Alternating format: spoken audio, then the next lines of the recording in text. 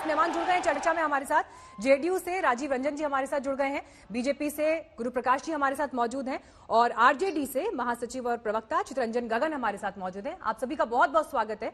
शुरुआत गुरु प्रकाश जी आपसे ही मैं करूंगी। बिहार इस वक्त नजरें टिकाए बैठा है पटना में। निर्मला सीतारमण रिलीज करने वाली है विजन डॉक्यूमेंट, लेकिन एक आश्चर्य जरूर इस बात पर होता है 5 दिन बाद वोटिंग होनी है।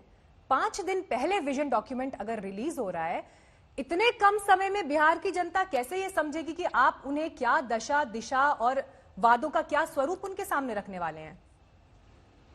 नहीं, देखिए मीनाक्षी जी, ऐसा है कि मैं बीजेपी का प्रवक्ता होने के साथ साथ यहाँ पटना विश्वविद्यालय में असिस्टेंट प्रोफेसर भी हूँ और लगभग डेली बेसिस पे 200 युवाओं से एक संवाद करता रहता हूँ।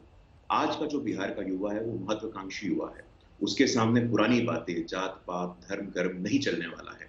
और CSDS का एक रिसेंट ओपिनियन पोल आया था, उसका एक डेटा मैं आपके सामने साझा करना चाहूंगा। 29% लोगों ने, गौर फरमाइएगा, 29% लोगों ने कहा है कि विकास इन चुनावों में मुद्दा है। 2014 के बाद से किस प्रकार राजनीति ने एक टर्निंग पॉइंट लिया है और विकास को एक चुनावी मुद्दा माना है। इसी बिहार में 20 वर्ष पहले तक तमाम तरह की जातिगत टिप्पणियां, धर्म पे आधारित टिप्पणियां, बुरा बाल काट डालो और कास्ट के नाम पे पोलराइजेशन होता था। आज पहली बार रिपोर्ट कार्ड की राजनीति, आंकड़ों की राजनीति, परफॉर्मेंस रिपोर्ट की राजनीति बिहार देख रहा है और बिहार इस बात से खुश है। पिछले 15 वर्षों में हम लोगों ने क्या किया? जो बुनियादी सुविधाएं हैं, बिजली सड़क पानी के आगे बढ़कर की। मैं तो विपक्ष को चुनौती देता हूं कि बिजली सड़क पानी के नाम पर वो चुनाव में जाके दिखा दे। 2005 में लॉ एंड ऑर्डर की क्या स्थिति थी आप देख सकती हैं। आज नेशनल क्राइम रिकॉर्ड्स ब्यूरो में बिहार 23वें नंबर पे है। इंफ्रास्ट्रक्चर, इन्वेस्टमेंट, इंस्टीट्यूशन बिल्डिंग, दो केंद्रीय विश्वविद्यालय, एक नालंदा इंटरनेशनल यूनिवर्सिटी आज राजगीर में शुरू हो गया है, जहां 20 से अधिक देशों से बच्चे पढ़ने आते हैं। पुराना बिहार, मैं तो यहाँ बड़ा हुआ हूँ और मुझे आज भी याद है मीनाक्षी जी कि मेरी नानी कहा करती थी कि बाहर मत निकलो, लकड़ सूंघा लेकर के चला जाएगा। ये लकड़ सूंघा कोई और नहीं होता था, किडनैपर होता था, क्रिमिनल होता था, जो पटना की सड़कों पर घूमता रहता था। आज पटना की सड़कें महफूज हैं। आप रात के 10 बजे भी यहाँ देख लीजिए, चहलकदमी होती है। तो जो आमूलचूल परिवर्तन बिहार ने देखा है वो किसी और प्रदेश ने शायद नहीं देखा होगा। गुरु प्रकाश जी, अगर विकास की कसौटी है, अगर आप अपने रिपोर्ट कार्ड की कसौटी को विकास ही बता रहे हैं, तो मुख्यमंत्री योगी आदित्यनाथ जब वहां पर चुनाव प्रचार में सभाओं में जा रहे हैं तो वो ये क्यों कह रहे हैं कि कश्मीर में या भोजपुर के लोग जमीन खरीद सकते हैं? वो ये क्यों कह रहे हैं कि लेफ्ट पार्टी कांग्रेस ये आतंकवादी, नक्सली, टुकड़े टुकड़े गैंग को सपोर्ट करते हैं? इन बातों का क्या मतलब है? फिर विकास की बात होनी चाहिए ना। नहीं तो ऐसा है मीनाक्षी जी, कश्मीर में धारा 370 का जो एक व्यवहारिक पक्ष है वो तो आप जानते ही हैं। धारा 370 की वजह से जम्मू में रहने वाले वाल्मीकि परिवार 3 पीढ़ी से, वो चाहे PhD हो, मास्टर्स हो, वो सफाई कर्मचारी के आगे किसी प्रकार की नौकरी ले नहीं सकता था। तो अगर ऐसा परिवर्तन आया है, वहां की महिलाओं की स्थिति अच्छी हुई है, वहां के शेड्यूल ट्राइब्स की स्थिति अच्छी हुई है, वहां के दलितों की स्थिति अच्छी हुई, तो उसकी चर्चा करने में क्या दिक्कत है? आपको चर्चा होनी चाहिए, बिल्कुल होनी चाहिए। भोजपुर में बैठकर की बात है, भोजपुर में मौजूद होकर बात हो रही है कश्मीर में जमीन खरीदने की।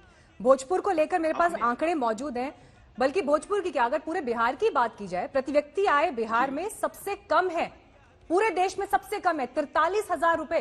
कैसे भोजपुर का व्यक्ति जमीन खरीद लेगा कश्मीर में? पहली बात।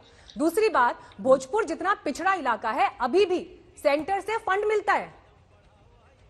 तो कैसे, किस आधार पर? कितने गंभीर है योगी आदित्यनाथ? बड़े नेता हैं पार्टी के, जब वो ये बयान दे रहे हैं, कितनी गंभीरता से इस बयान को लिया जाए?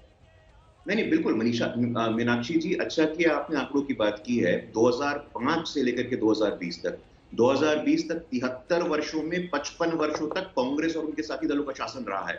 2005 में इन्फेंट मोर्टेलिटी रेट, शिशु मृत्यु दर 61 था, ये 30 हो गया है। मैटरनल मोर्टेलिटी रेट जो 2004 में 312 था, वो 140 हो गया है। उज्ज्वला के माध्यम से 85 लाख महिलाओं तक गैस सिलेंडर पहुंचा है। डकैती के मामले में बताता हूं आपको, 2001 में 1300 थे, वो 2020 में 300 हो गया है। लॉ एंड ऑर्डर एक मुद्दा है कि नहीं है?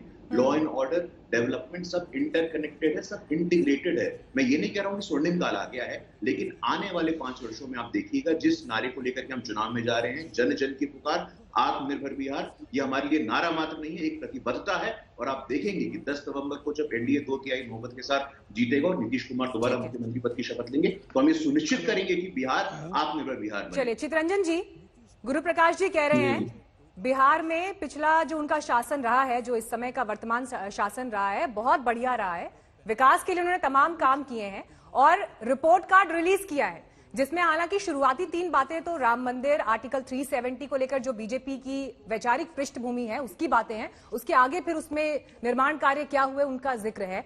लेकिन आज आप क्या उम्मीद कर रहे हैं? आपकी तुलना तो वो कर रहे हैं टुकड़े टुकड़े गैंग से जुड़े हुए हैं, उनको सपोर्ट करते हैं।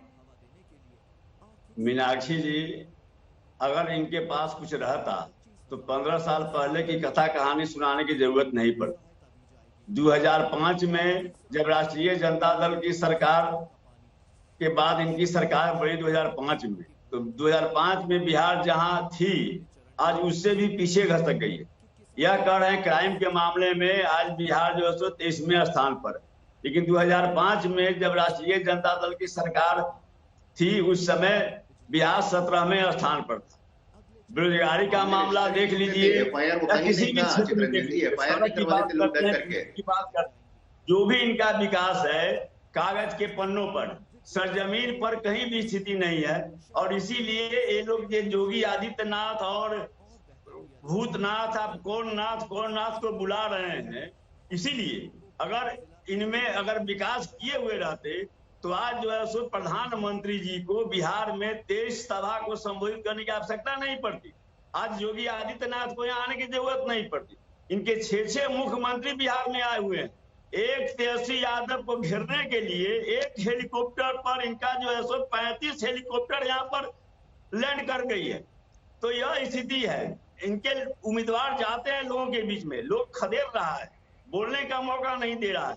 मुख्यमंत्री जी का मानसिक संतुलन मैं नहीं कहूंगा कि गड़बड़ा गया है, लेकिन जब आदमी हारने लगता है तो जो बेचैनी होती है। नीतीश जी ऐसे शांत और सौम्य स्वभाव के व्यक्ति भी अब इतना रिएक्शन में आ जा रहे हैं कि उनको आभास हो रहा है कि जनता जी जनता विरोध में उतर गई है। और तेजस्वी जी की मीटिंग में आप देख रहे हैं, एक अकेले तेजस्वी घूम रहे हैं और जिस जंग से जनता का हुजूम उनको, और सभी जाति सभी वर्ग के लोग उनके बातों को सुनने के लिए लोग आ रहा है। अब उसके बाद में इतनी छटपटाहट, इतनी बेचैनी में ये लोग हैं। अब लोग कह रहे हैं कि हम यह करेंगे वह करेंगे। 15 साल आपने क्या किया? ठीक है, आपके पास लौट रहे हैं चितरंजन जी। इस बीच एक पोस्टर भी हम दिखा रहे थे जो रिलीज किया गया आरजेडी की तरफ से, लेकिन तेजस्वी यादव कुछ कह रहे हैं, पहले सुन लेते हैं एक बार। नौकरी देंगे, भत्ता देंगे, बेरोजगारी भत्ता देंगे, मतलब दोनों बात कह रहे हैं।